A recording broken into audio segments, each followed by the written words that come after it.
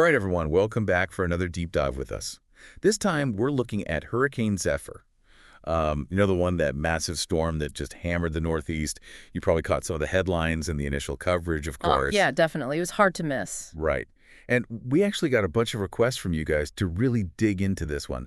So we're going to look at some of the news reports, some of the firsthand accounts, and try to put it all together, see what we can learn.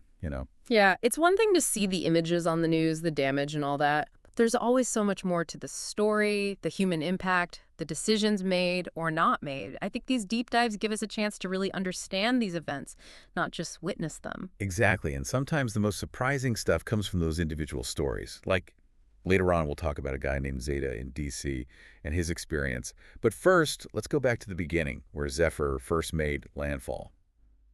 Delaware. They got hit with a 22-foot storm surge. Can you believe that? 22 feet. That's just, I mean, it's hard to even picture that much water. I know, right? And that alone would have been devastating. But then you add 130-mile-per-hour winds on top of that. That's like an EF3 tornado. Wow. Yeah, EF3. So that's, I mean, for those who aren't familiar, the enhanced Fujita scale, it ranks tornadoes from EF0 to EF5, with EF5 being the absolute worst, total destruction. So those 130-mile-per-hour winds hitting Delaware, that's serious force. Absolutely. And you can just see it in the reports, the sheer devastation. I mean, homes just gone, reduced to rubble, whole communities just wiped out.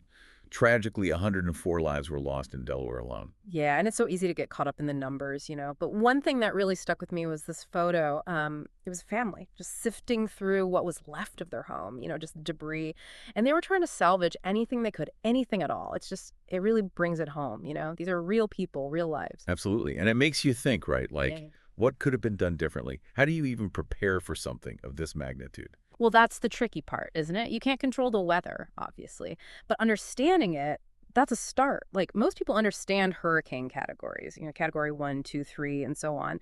But even a hurricane that's weakening, it's been downgraded, it can still cause incredible damage, especially inland.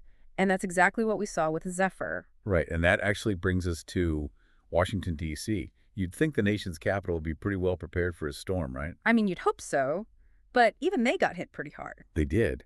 And it's interesting because they took the precaution of evacuating the president and the entire White House staff. So you can imagine that scene, right? That scramble, that urgency. And I can only imagine the chaos. Right. But then, on the other hand, you've got this resident in D.C., a guy named Zeta, and he actually decided to stay put, right out the storm. He felt safe because the storm was weakening as it approached D.C., so he figured the worst was over.